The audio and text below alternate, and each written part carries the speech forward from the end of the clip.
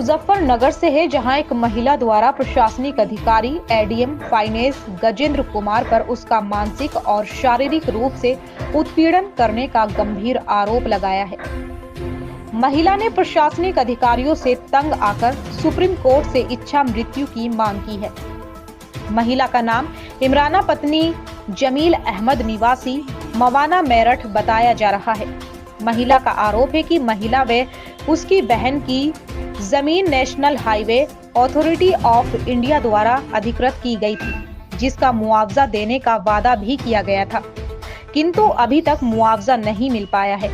महिला का आरोप है कि अपने अधिकारों की मांग करना जैसे उसके और उसकी बहन के लिए सबसे बड़ा गुनाह बन गया है।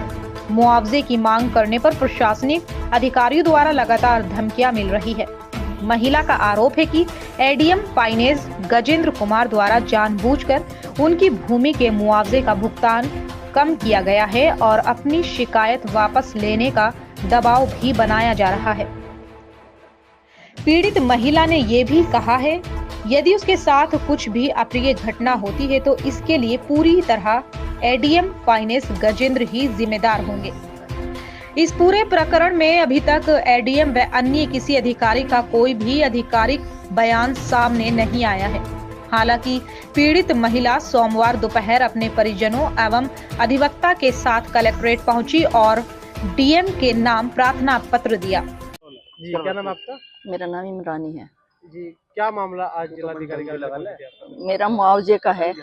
मैं डीएम साहब के पास आई हूँ कि मैं एडीएम साहब के मैंने कोर्ट में मुकदमा डाल रखा अपने मुआवजे का, और तो इनकी अपने आदमी भेज के मुझे बार बार परेशान करवा रहे। कभी किसी को भेजते हैं, कभी किसी को, कभी फोन करते हैं। और मैं जो है उसकी 4 तारीख थी 10वें महीने की 2024 में इन्होंने मुझे फोन किया और ये इन्होंने कहा कि तुम्हारा मुआवजा है। मैंने कहा जी हाँ। अब मुआवजे के 2 लाख रुपए दो, हमें मुआवजा मिलेगा, नहीं तो तुम्हें मुआवजा नहीं मिलने का। फिर ये अपने आदमी को मेरे घर पे भेज रहे। वहां मेरी बच्ची थी, मैं थी नहीं।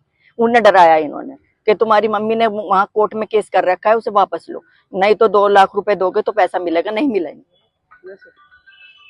ये मुझे बार बार कभी किसी को भेजते हैं, कभी अपने आदमी को, कभी किसी को भेजते हैं। एक प्राइवेट इनका है इमरान पटवारी, वो उसने मेरे बच्चों को धमकाया जाके। वहां 3-4 आदमी थे उसके साथ, और मैं इनसे इतनी परेशान होली। फिर मैं आई यहाँ 14 तारीख में इनके पास, यहाँ भी आई थी इनके डीएम साहब के पास, इनको भी बताया था। और वहां पहुंची मैं एडीएम साहब के, तो इन्होंने सबके सामने मुझे वहां प्रताड़ित किया। इन्होंने मेरी बेइज्जती की। सब थे वहां, गवाह भी है मेरे पास एडीएम साहब ने। वो है इनका नाम, मैं इनका नाम नहीं मुझे इतना जानती, मैं पढ़ी लिखी नहीं हूँ इतनी।